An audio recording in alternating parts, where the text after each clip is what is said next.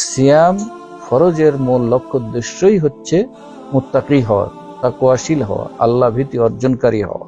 সকল প্রকার গীবত ও পরনিন্দা থেকেও নিজেকে হেফাজত করব, বিরত রাখবো। তাহলেই আমরা সিয়ামের পূর্ণতার দ্বিতীয় ধাপ অর্জন করতে পারবো ইনশাআল্লাহ।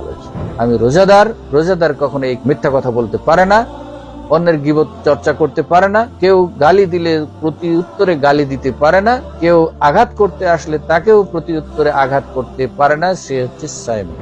রমজান মাসে আসলে আমরা পায়জামা পাঞ্জাবি টুপি পরি, আতর পরি, সুরমা পরি, কেন? সম্মান দেখানোর জন্য। কিন্তু রমজান মাসের মর্যাদা কিসের কারণে? রমজান মাসের মর্যাদা বৃদ্ধি হয়েছে এই কোরআন নাজিলের কারণে, এই রমজান মাসে কোরআন অবতীর্ণ হওয়ার কারণে। সুতরাং এই কোরআনের কারণে যে মাসটা সম্মানিত হয়েছে, আর আমি সেই মাসকে সম্মান করার জন্য সিয়াম পালন করছি, কিন্তু কোরআনকে সম্মান করব না তা নয়। ঠিক 30 দিন যদি আমি কোরআনের সাথে সম্পর্ক করতে পারি, তাহলে দেখবেন যে 30 দিন পরেও এর কন্টিনিউশন চলতেই থাকবে ইনশাআল্লাহ। আমার জীবন থেকে খারাপ অভ্যাস আছে অনেক কিছু, সেগুলি আমি ডিটারমাইন্ড হব এই রমজান মাসে যে এই রমজানের সিয়ামের মাধ্যমে আমি আমার জীবন থেকে খারাপ কাজগুলিকে দূর করে দিব। আসসালামু আলাইকুম ওয়া রাহমাতুল্লাহি ওয়া বারাকাতুহু। আলহামদুলিল্লাহ রাব্বিল আলামিন ওয়া লা উদওয়ানা ইল্লা আলাল যালিমিন ওয়া উসাল্লি ওয়া উসাল্লিমু আলা সাইয়্যিদিল আমবিয়া ওয়াল মুরসালিন ওয়া আলা আলিহি ওয়া সাহবিহি ওয়া মান তাবি'আহুম বিইহসানিন ইলা ইয়াউমিদ্দিন। আল্লাহুম্মা লা ইলমা লানা ইল্লা মা 'আল্লামতানা ইন্নাকা আনতাল আলিমুল হাকীম। اللهم انفعنا بما علمتنا إنك على كل شيء قدير. أما بعد، وأعوذ بالله من الشيطان الرجيم. يا أيها الذين آمنوا كتب عليكم الصيام كما كتب على الذين من قبلكم لعلكم تتقون. সম্মানিত উপস্থিতি, যাবতীয় প্রশংসা আল্লাহ রাব্বুল আলামিনের জন্য। আজকে আমরা রমজান কেন্দ্রিক ছোট্ট একটি বিষয় বলার চেষ্টা করব ইনশাআল্লাহ, ওয়া মা তাওফীক ইল্লা বিল্লাহ। সেটি হচ্ছে আমরা রমজানের মতো একটি গুরুত্বপূর্ণ মাসকে কিভাবে স্বাগত জানাবো বা কিভাবে গ্রহণ করব। এই বিষয়ে কোরআন সুন্নাহর আলোকে আমরা কয়েকটি পয়েন্ট বলার চেষ্টা করব ইনশাআল্লাহ। প্রথমত, আমরা রমজান মাসে যারা সিয়াম পালন করি তাদের 3টি স্তর হয়ে থাকে সাধারণত। এক শ্রেণীর মানুষ আছেন যারা সিয়াম পালন করেন, কিন্তু সিয়াম ভঙ্গের যে বিষয়গুলি সেগুলি থেকে নিজেকে বিরত রাখেন, অর্থাৎ পানাহার, জনসম্ভোগ, এগুলি থেকে সকাল থেকে সন্ধ্যা পর্যন্ত নিজেকে বিরত রাখেন। আর যে সমস্ত বিষয়গুলি বিরত রাখা দরকার ছিল তার মধ্যে যেমন একটি গুরুত্বপূর্ণ বিষয়, সেটি হচ্ছে মিথ্যা আচরণ, মিথ্যা কথাবার্তা, সেটিকে বর্জন করে না, কিন্তু পানাহার থেকে নিজেকে বিরত রাখে। এজন্য রাসূল সাল্লাল্লাহু আলাইহি ওয়াসাল্লাম বলেছেন, মান লাম ইয়াদা কাওলা যুরি ওয়াল আমালা বিহি ফালাইসা লিল্লাহি হাজাতুন ফি আন ইয়াদা তাআমাহু ওয়া শারাবাহু। যে ব্যক্তি সিয়াম পালন করলো, সকাল থেকে সন্ধ্যা পর্যন্ত সকল প্রকার পানাহার থেকে নিজেকে বিরত রাখলো, অথচ মিথ্যা আচরণ ও মিথ্যা কথাবার্তা থেকে নিজেকে বিরত রাখলো না, তার এই ধরনের সিয়াম করার আল্লাহর কাছে কোনো প্রয়োজন নেই। তাহলে এটি গুরুত্বপূর্ণ একটি বিষয় আমরা অনুধাবন করতে পারি এই কথা থেকে, যে শুধুমাত্র পানাহার থেকে নিজেকে বিরত রাখার মানেই পূর্ণ সিয়াম নয়। পূর্ণ সিয়াম নয়, এই কথাটি মনে রাখতে হবে।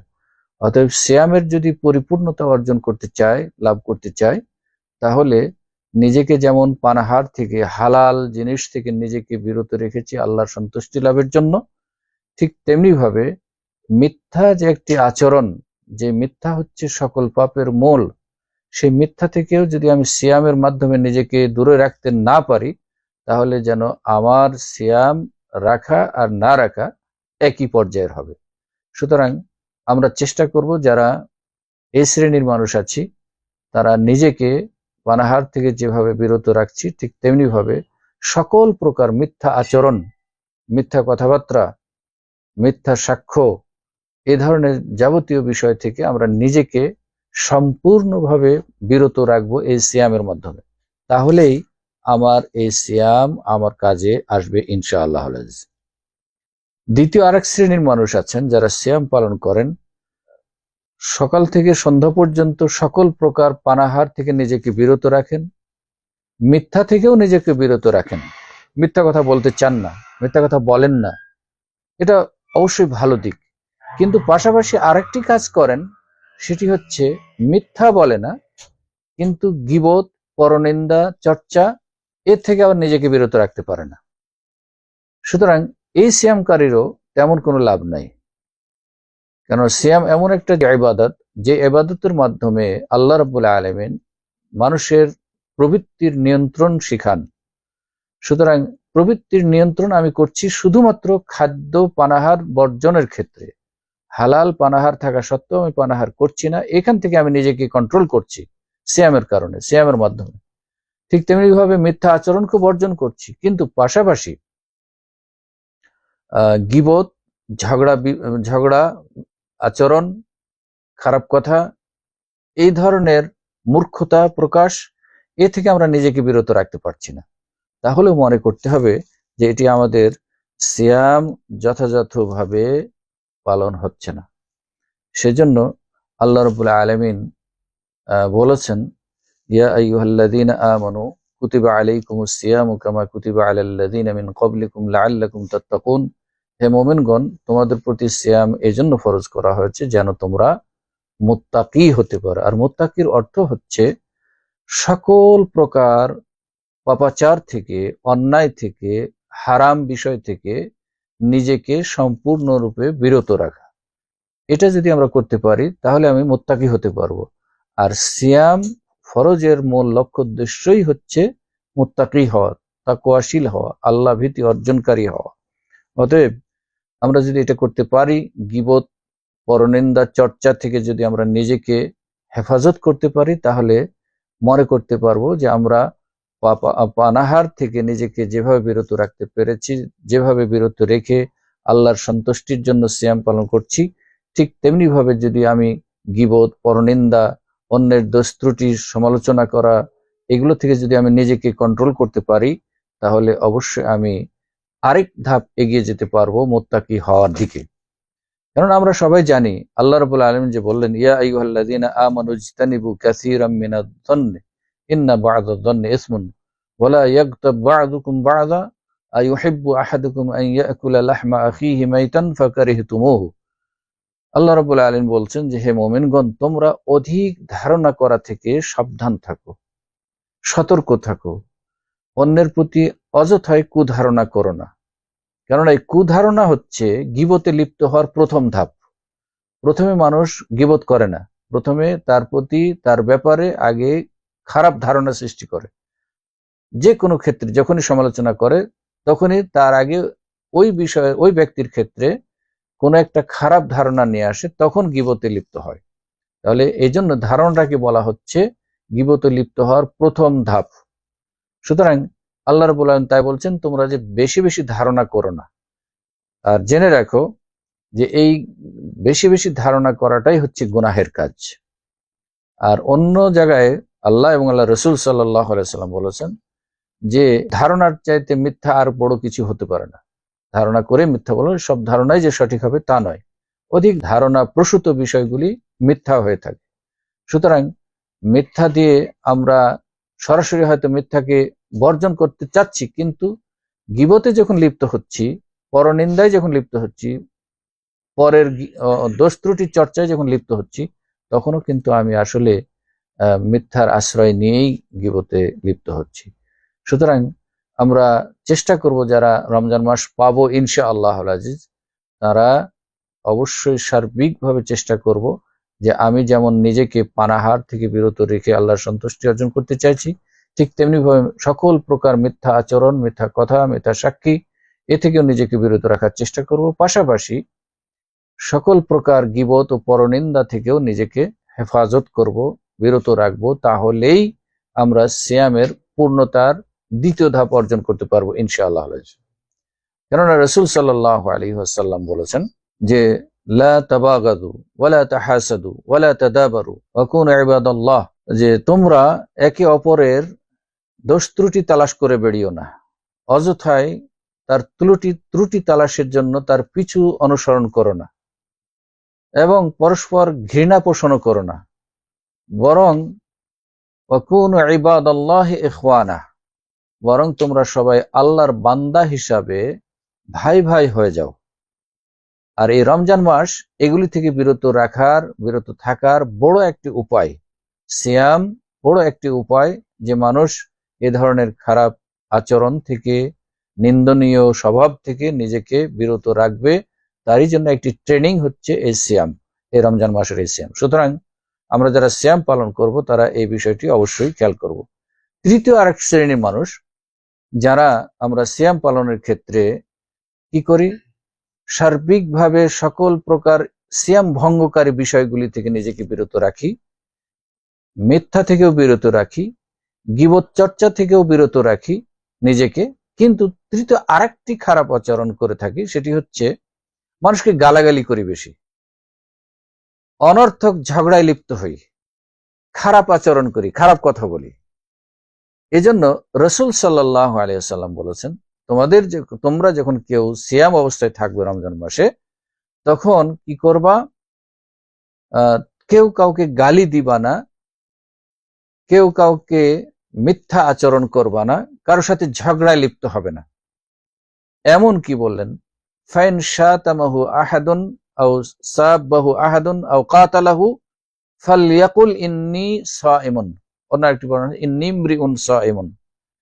এমনকি তোমাকে যদি কেউ ঝগড়া লেগে গালি দেয় এবং তোমাকে মারতে উদ্যত হয়, তোমাকে হত্যা করতে উদ্যত হয়, তাহলেও তোমার ক্ষমতা আছে, তোমার বাহুশক্তি আছে, তোমার মুখ আছে প্রতিরোধ করার মতো, গালির বদলে গালি দেওয়ার মতো ক্ষমতা আছে, এবং সে যদি আঘাত করে তাহলে তুমিও প্রতি আঘাত করার মতো ক্ষমতা রেখেছো। কিন্তু যেহেতু তুমি সিয়ামকারী, যেহেতু তুমি মুমিন মুসলিম, সুতরাং মুমিন মুসলিমরা এই কাজটা করতে পারবে না। অতএব সিয়াম তোমাকে এটা শিখাচ্ছে, তখন তুমি বলবা কি, ইন্নী সাইমুন, আমি রোজাদার, আমি রোজাদার, আমি সিয়াম পালন করছি। অথবা ইন্নী ইমরিউন সাইমুন, একই অর্থ, আমি রোজাদার ব্যক্তি, সিয়ামকারী ব্যক্তি। তাহলে এখান থেকে ইনডাইরেক্টলি বোঝা যাচ্ছে যে আমি সিয়াম পালন করছি, তুমি গালি দিচ্ছ, তুমি আমাকে হত্যা করতে প্রস্তুত হচ্ছ, আর আমি ক্ষমতা থাকা সত্ত্বেও তোমাকে গালির জবাব দিচ্ছি না, হত্যার প্রতি বা আঘাতের প্রতি আঘাত করতে প্রস্তুত হচ্ছি না। তার মানে আমি মুসলিম, আর তুমি মুসলিম নও। তার মানে এই আচরণের কারণে তুমি মুসলিমের খাতা থেকে হয়তো বেরিয়ে যাচ্ছ, তোমার স্বভাব, তোমার আচরণটা মুসলিমের আচরণ হচ্ছে না। সুতরাং এটি খুবই গুরুত্বপূর্ণ একটি বিষয়। অতএব আমরা যারা সিয়াম পালন করব, এই 3 শ্রেণী থেকে আমরা এক শ্রেণীতে আসব, সেটি হচ্ছে আমরা সিয়াম পালনকারী হিসাবে যে সমস্ত বিষয়গুলি আল্লাহ এবং আল্লাহর রাসূল নিষেধ করেছেন, পানাহার থেকে বর্জন থাকতে, হালাল বৈধ স্ত্রী ব্যবহার করতে নিষেধ করেছেন, সেগুলি থেকে যেমন নিজেকে বিরত রাখবো, তেমনি ভাবে মিথ্যা কথা আচরণ, মিথ্যা সাক্ষ্য, তেমনি ভাবে গীবত পরনিন্দা চর্চা, ঠিক তেমনি ভাবে জাহেলি মূর্খতা বর্জন করব। এবং কেউ যদি ঝগড়া করে, বিতর্ক সৃষ্টি করে, তাহলে আমরা তার সাথে ঝগড়ায় লিপ্ত হব না, বরং তাকে আমরা এইভাবে উত্তর দিব আল্লাহ রাসূল সাল্লাল্লাহু আলাইহি সাল্লামের শিখানো বাণী দিয়ে, যে ইন্নী সাইমুন, আমি সিয়াম পালন করি, ইন্নী ইমরিউন সাইমুন, আমি রোজাদার ব্যক্তি। সুতরাং আমি রোজাদার কখনো এই খারাপ কাজ করতে পারে না, মিথ্যা কথা বলতে পারে না, অন্যের গীবত চর্চা করতে পারে না, কেউ গালি দিলে প্রতি উত্তরে গালি দিতে পারে না, কেউ আঘাত করতে আসলে তাকেও প্রতি উত্তরে আঘাত করতে পারে না। সে হচ্ছে সাইম, সে হচ্ছে আসলে মুসলিম। সুতরাং যারা এই কাজগুলি করবে, ওই হাদিসের ভাষা থেকে মনে হয় যে তুমি আমাকে মারতে আসছো, তুমি আমাকে গালি দিতে আসছো, আসলে তুমি মুসলিম নও। আল্লাহ আমাদেরকে হেফাজত করুন এই 3 শ্রেণীর মধ্যে থেকে আমরা সকল বিষয়গুলি মেনে প্রকৃত সিয়াম পালনকারী হিসাবে আল্লাহর কাছে দোয়া করব এবং চেষ্টা করব। এখন আসুন, রমজান মাস আমাদের সামনে আসবে, আমরা খুব শীঘ্রই হয়তো রমজান মাস পাবো। আল্লাহ যাদেরকে ওই দিন পর্যন্ত বাঁচিয়ে রাখবেন, তারা আমরা প্রথম থেকে একটা প্ল্যান করতে পারি, রমজান মাসকে আমরা কিভাবে গ্রহণ করব, কিভাবে রমজান মাস থেকে উপকৃত হব। তার মধ্যে প্রথম প্ল্যান আমরা বলতে পারি এরকম, যে তাখতিত লিল কোরআন, কোরআনকে যথাযথভাবে অনুধাবন করার জন্য, কোরআনকে হেফজ করার জন্য, কোরআনুল কারীম মুখস্থ করার জন্য পুরো টার্গেট নিব, তাখতিত করব, প্ল্যান করব, খোত্তা করব, রুটিন করব, যে আমরা এই রুটিন মাফিক এই পুরো 1 মাসে পুরো কোরআন মুখস্থ করার টার্গেট নিব, না হয় বিশেষ বিশেষ কিছু সূরা মুখস্থ করার টার্গেট নিব, না হয় যে মুখস্থ আছে যে সমস্ত সূরাগুলি সেগুলি রিভিউ করার টার্গেট নিব, আর সর্বোপরি রিডিং পড়ে ন্যূনতম পুরো মাসে শুরু থেকে শেষ পর্যন্ত একবার খতম করার চেষ্টা করব। কেন এটা করব? আল্লাহ রাব্বুল আলামিন বলেন, শাহরু রমাদান আল্লাযী উনজিলা ফীহিল কুরআন। রমজান মাসের মর্যাদা কেন এত বেড়েছে? রমজান মাসে আসলে আমরা পায়জামা পাঞ্জাবি টুপি পরি, আতর পরি, সুরমা পরি, কেন? সম্মান দেখানোর জন্য। কিন্তু রমজান মাসের মর্যাদা কিসের কারণে? রমজান মাসের মর্যাদা বৃদ্ধি হয়েছে এই কোরআন নাজিলের কারণে, এই রমজান মাসে কোরআন অবতীর্ণ হওয়ার কারণে। সুতরাং এই কোরআনের কারণে যে মাসটা সম্মানিত হয়েছে, আর আমি সেই মাসকে সম্মান করার জন্য সিয়াম পালন করছি, কিন্তু কোরআনকে সম্মান করব না তা নয়। এজন্য আমরা প্ল্যান করব রমজানের আগে থেকেই যে পবিত্র কোরআনুল কারীমকে আমি তাদাব্বুর করার চেষ্টা করব, হিফজ করার চেষ্টা করব, মানে গভীরভাবে অনুধাবন করার চেষ্টা করব। তাহলে সেই অনুযায়ী যদি আমি ডেইলি একটা প্ল্যান করি, একটা সাপ্তাহিক প্ল্যান করি, একটা পাক্ষিক প্ল্যান করি, একটা মাসিক প্ল্যান করি। ডেইলি প্ল্যান কি? যে আমি ডেইলি 5 ওয়াক্ত সালাতের পরে অথবা আগে এবং পরে মিলে ন্যূনতম 1টি করে আয়াত পড়বই, ন্যূনতম মুখস্থ করবই।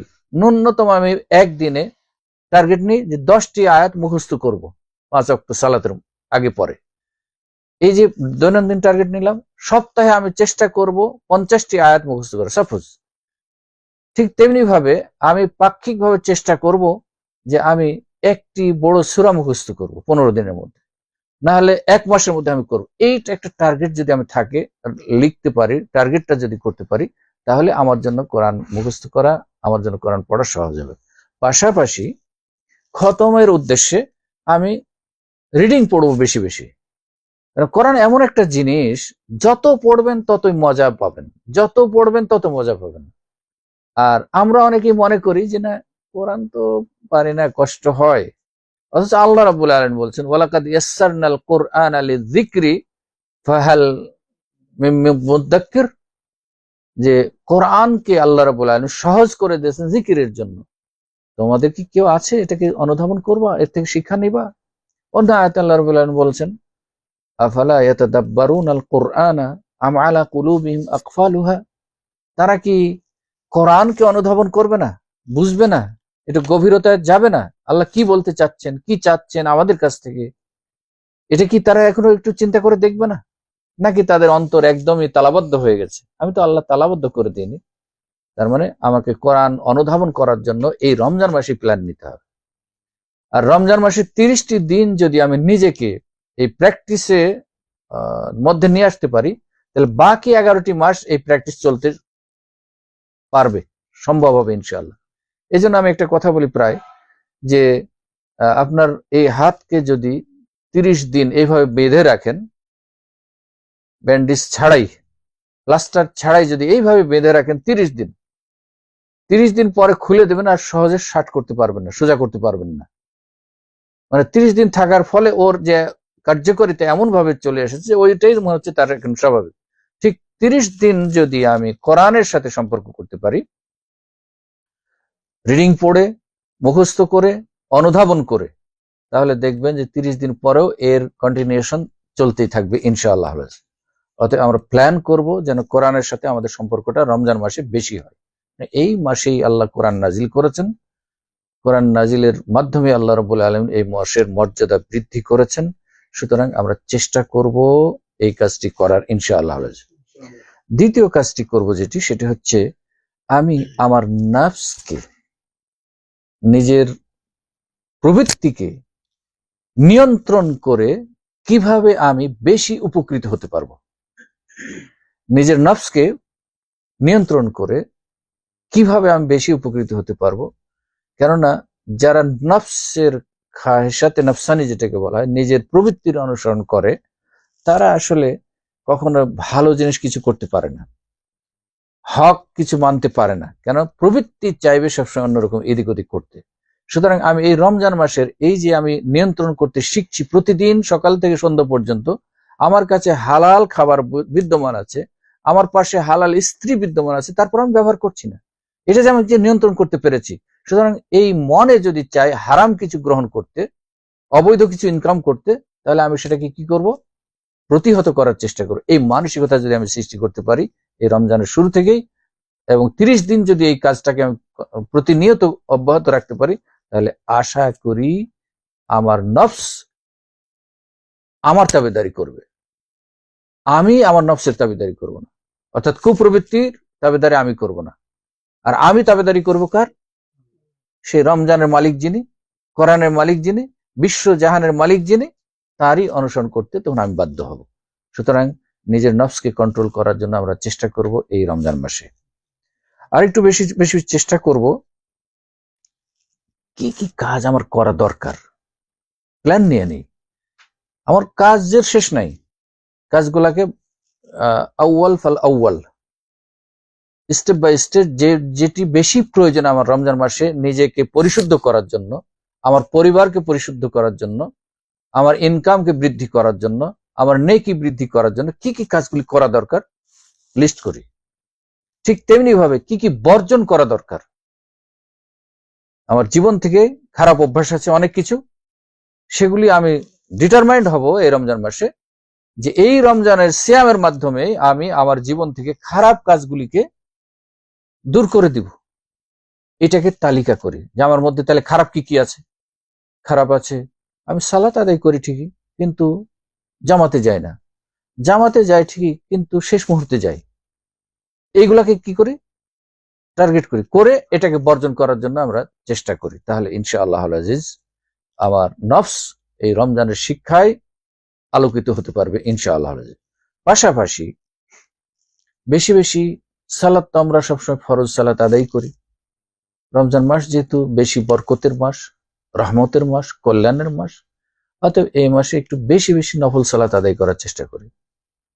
তারাবি পড়ি, তাহাজ্জুদ পড়ি, রাতের বেলায় নিজেকে ঘুম থেকে উঠিয়ে নিয়ে এসে একটু আল্লাহর সান্নিধ্যে যাওয়ার জন্য যে সবচেয়ে বড় একটা মাধ্যম, সেটি হচ্ছে সালাত।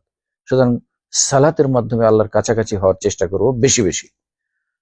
সর্বোপরি আরেকটা বিষয় করতে হবে, সেটি হচ্ছে আল বাকা ফিল মনজিল, বাড়িতে বেশি বেশি সময় দিতে হবে। অন্য মাসে যেমন আমরা বাইরে বেড়াই, বাজারে যাই, রমজান মাসে যেন তার চেয়ে তার বেশি যাই।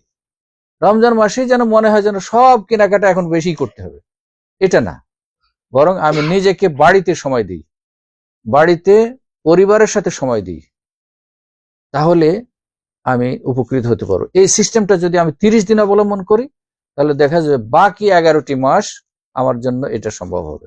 আর লাভ কি হবে এটা করলে? উকবা ইবনে আমির আল বাহিলি রাদিয়াল্লাহু তাআলা আনহু বলছেন যে রাসূল সাল্লাল্লাহু আলাইহি সাল্লামকে আমি একদিন জিজ্ঞেস করলাম, মা নাজাতুল মুমিন ইয়া রাসূলুল্লাহ, মুমিনদের, মানুষের বলেনি, মুমিনদের কিসে নাজাত আছে? অথচ আল্লাহ তো বলছেন কাদ আফলাহাল মুমিনুন, মুমিনরা তো নাজাত পেয়ে গেছে ওই কাজগুলি করলেই। কিন্তু এই জবাবে রাসূলুল্লাহ সাল্লাল্লাহু আলাইহি সাল্লাম ওইগুলির একটিও বলেননি। ওই কয়টির যেখানে মুমিনদের বৈশিষ্ট্যের কথা আল্লাহ রাব্বুল আলামিন বলেছেন কোরআনে কারীমে সূরা মুমিনের মধ্যে, এইগুলির একটিও বলেননি, বরং নতুন 3টি বিষয় বলেছেন, এটা আচরণ বিধি। এই 3টি কাজ যদি কেউ করতে সক্ষম হয় কোন মুমিন, তাহলে সে নাজাত পাবে। কি 3টি? একটা বললেন আমসিক আলাইকা লিসানাক, তুমি জিহ্বাটাকে আটকে ধরো। অন্য আরেকটা বর্ণনা হচ্ছে ওয়াহরুস লিসানাক, তোমার জিহ্বাকে তুমি বোবা বানিয়ে ফেলো, অর্থাৎ ভাষা নিয়ন্ত্রণ করো। যা ইচ্ছা মনে চাইবে তাই বকবক করবে, এটা নয়, ভাষাকে তুমি নিয়ন্ত্রণ করো। ওই যে আগে যেটি বলে এসেছি, গীবত, পরনিন্দা, চর্চা, এসব করা যাবে না। কেন? আল্লাহ বলেছেন মা ইয়ালফিযু মিন কাওলিন ইল্লা লাদাইহি রাকীবুন আতীদ, তুমি যে কথাটি বের করবা না কেন, সেটা ভালো হোক মন্দ হোক, সব কিছুই কিন্তু পাহারাদার আছে নিয়ন্ত্রণ করার জন্য, লিপিবদ্ধ করার জন্য। সুতরাং বেশি কথা বলতে হবে না, নিজের জিহ্বাকে, নিজের ভাষাকে নিয়ন্ত্রণ করতে হবে। তাহলে এক পাঠ পেয়ে গেলাম নাজাতের। দ্বিতীয় বললেন কি, ওয়াবকি আলা খাতিয়াতিক, তুমি সবসময় নিজেকে গুনাহগার মনে করে, পাপাচারী মনে করে, অত্যাচারী মনে করে সবসময় একটু আল্লাহর কাছে বেশি বেশি কাঁদো। 3 নাম্বার বললেন ওয়ালিয়াসআ বাইতাক, তোমার বাড়িকে প্রশস্ত করো। বাড়ি প্রশস্ত করতে যদি বাহ্যিক অর্থ ধরি, তাহলে মনে করছে তাহলে এখন মাঠের জমি বিক্রি করে সে বাড়িটা বড় করা দরকার, অথবা চুরি করে হলে বাড়ি বড় করা দরকার, লোন করে হলে বাড়ি বড় করা দরকার। না, এই বড় করার কথা বলেননি। তোমার বাড়িকে তুমি প্রশস্ত করো, মানে তুমি বাড়িতে বেশি বেশি সময় দাও, পরিবারের সাথে সময় দাও। তোমার রাস্তায় ডিউটিতে যেতে রাস্তায় যতক্ষণ সময় লাগবে, ডিউটি করতে যতক্ষণ সময়, ডিউটি থেকে ফিরে আসতে রাস্তায় যতটুকু সময়, এর বাইরে তুমি রাস্তায় বাইরে যাওয়ার দরকার নেই তোমার। তুমি বাড়িতে থাকো। তুমি বাড়িতে পরিবারের সদস্যরা তোমাকে পেয়ে যত আনন্দিত হবে, তোমার স্ত্রী যত আনন্দিত হবে, তোমার ছেলেমেয়েরা যত তোমার সাহচর্য পাবে, ততই তাদের জন্য লাভ হবে। কিন্তু যখন বাইরে বেশি থাকবা, ডিউটি করছে 8 ঘন্টা, রাস্তায় যাচ্ছে 2 ঘন্টা যেতে আসতে, 10 ঘন্টা, বাকি আরো 5 ঘন্টা 6 ঘন্টা তুমি বাইরে কাটাচ্ছ অযথা, এটা কাটাবে না। তাহলে রমজান মাস এই শিক্ষাটা যদি আমরা গ্রহণ করতে পারি, তাহলে আশা করা যায় আমি ভালো মানুষদের অন্তর্ভুক্ত হতে পারবো। আল্লাহর সন্তুষ্টি পেয়ে যারা নাজাত পেয়েছেন তাদের অন্তর্ভুক্ত হতে পারবো। সুতরাং আমরা চেষ্টা করব এই তাখতিতগুলি করার, এই পরিকল্পনাগুলি করার, এই কাজগুলি রমজান মাসের মধ্যে আমরা করার চেষ্টা করব ইনশাআল্লাহ। শেষে আর কয়েকটি বিষয় বলে আমরা শেষ করবো ইনশাআল্লাহ। রমজান মাস আমরা পাচ্ছি, শুরুতে আমরা কি করব, কিভাবে স্বাগত জানাবো, আমাদের হচ্ছে আন-নিয়াতুস সাদিকা, বিশুদ্ধ নিয়ত করি। এই টালমাটাল নিয়ত নাই যে রমজানের সিয়ামও পালন করব, মিথ্যা বলবো, এই কি, নিয়তটাকে আগে বিশুদ্ধ করি। তেলের মধ্যে পানি দিব না পানির মধ্যে তেল দিব, দুধের মধ্যে পানি দিব না পানির মধ্যে দুধ দিব, এসব না। আল্লাহ আমাকে সৃষ্টি করেছেন, আমার জীবিকা আমার সৃষ্টির অনেক আগে নির্ধারণ করে রেখেছেন, এটা আমি পাবই আল্লাহর ওয়াদা অনুযায়ী। সুতরাং আমি কোনো দিকে ডান বামে যাব না, আমি বিশুদ্ধভাবে আল্লাহর সন্তুষ্টির জন্য সিয়াম পালন করব, এবং এই সিয়ামের মাধ্যমে আমার জীবনকে আমি বিশুদ্ধ করব ইনশাআল্লাহ। ইখলাসের সাথে আমি এই সিয়াম বলে পালন করব।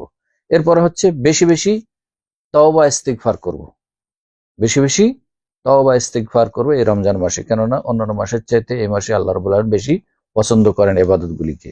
অনুরূপভাবে দুনিয়াবি ব্যস্ততা থেকে নিজেকে একটু কমিয়ে নিয়ে আসার চেষ্টা করব। আমরা অন্য মাসে যত ব্যস্ততা থাকি, যত শ্রম দেই, রমজান মাসে আমরা আর একটু কম ব্যস্ত থাকি দুনিয়া নিয়ে। কি করি তাহলে? আল্লাহ কি দুনিয়া বাদ দিতে বলেছেন? দুনিয়া বাদ দিতে বলেন নাই, কিন্তু আল্লাহ বলেছেন রব্বানা আতিনা ফিদ দুনিয়া হাসানাতাও ওয়া ফিল আখিরাতি হাসানাতাও ওয়া কিনা আযাবান্নার। আগে দুনিয়ার কথা বলেছেন। অন্য আয়াতে বলেছেন ওয়ালা তানসা নাসিবাকা মিনাদ দুনিয়া, দুনিয়াতে যে তোমার কিছু অধিকার আছে এটা ভুলে থেকো না। তার মানে, এর মানে এ নয় যে বেশি বেশি দুনিয়ামুখী হব না, তার মানে এ নয় যে দুনিয়ার বিরাগী হব, তা নয়। তার মানে দুনিয়ার প্রতি মোহে পড়ে যেন আমরা রমজান মাসের যে মর্যাদা, রমজান মাসের যে কদর, সিয়ামের যে ফজিলত, এর থেকে যেন আমরা মাহরুম না হই দুনিয়ামুখী হতে গিয়ে, সেই দিকে চেষ্টা করতে হবে ইনশাআল্লাহ। আরেকটা হচ্ছে আল আদাতু সাইয়্যিআহ, জীবনে যদি কোনো খারাপ অভ্যাস থেকে থাকে তাহলে সেই অভ্যাসগুলি বর্জন করার চেষ্টা করতে হবে ইনশাআল্লাহ। আর রমজান মাস শুধুমাত্র টিভির সামনে বসে থেকে টিভি দেখার মাস নয়, তেলাওয়াত টিভিতে শোনার মাস নয়, শুধু টিভিতে শুনবো এটা নয়। টিভি বলতে সেই টিভির বড় স্ক্রিন হতে পারে, আর হাতের ছোট মোবাইলও হতে পারে, এর পিছনে আমি সময় বেশি ব্যয় করব, এটা নয়।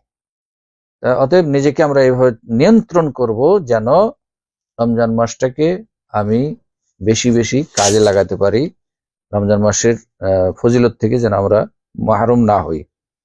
পাশাপাশি আরেকটি কাজ করব, সন্তানাদি যারা আছে আমার পরিবারে, এদেরকে উৎসাহিত করতে হবে সিয়াম পালনের জন্য।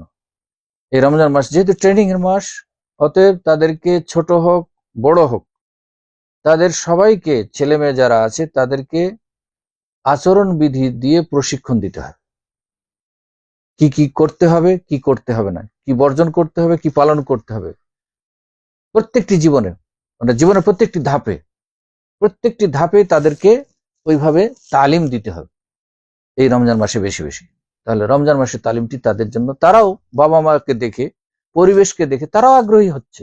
যার ফলে কি হয়, মুসলিম পরিবারের সন্তানেরা এই মাসে রোজা রাখার চিন্তা করে, সিয়াম পালনের পাশাপাশি সালাত আদায় করে, অন্য মাসে করে না, কেন দেখছে পরিবেশটা। সুতরাং এই মাসে তাদেরকে আমরা বেশি বেশি উৎসাহিত করব।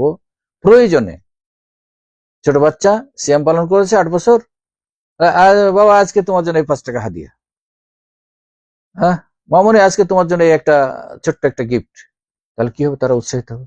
আজকে যখন 5 ওয়াক্ত সালাত আদায় জামাতে করলো, ওহো ঠিক আছে আব্দুল্লাহ, আজকে তুমি 5 ওয়াক্ত সালাত জামাতে আদায় করেছো, এই যে 10 টাকা তোমার জন্য হাদিয়া, তাহলে উৎসাহিত হবে। সুতরাং এই কাজগুলি আমরা রমজান মাসের শুরু থেকেই মাথায় প্ল্যান করে নিয়ে আসব, যেন এই কাজগুলি আমরা করতে পারি ইনশাআল্লাহ। পাশাপাশি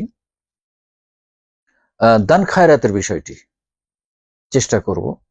দান খায়রাত এমন একটা বিষয়, ছোট্ট একটি আয়াতে আমরা জেনেছি যে আল্লাহ মৃত্যুর পরে এক শ্রেণীর মানুষ বললে, আল্লাহ আমাদেরকে একটু যদি সুযোগ দেন তাহলে আমরা দান খায়রাত করে ভালো মানুষ হয়ে ফিরে আসবো। হ্যাঁ, সূরা মুনাফিকুনের মধ্যে। জি, তো তার মানে তাহলে আমরা দান খায়রাতের জন্য, এটা যেহেতু আকাঙ্ক্ষা মরার পরেও হবে, অতএব বেঁচে থাকতে কেন আমরা সুযোগ নেব না। সুতরাং বেশি বেশি দান খায়রাত করে, সাধ্য পক্ষে যার যেরকম সাধ্য সে অনুযায়ী দান খায়রাত করার চেষ্টা করব। রাসূল সাল্লাল্লাহু আলাইহি ওয়াসাল্লাম রমজান মাসে অন্যান্য মাসের তুলনায় প্রবাহিত ঝড়ের মতো দান খায়রাত করতেন।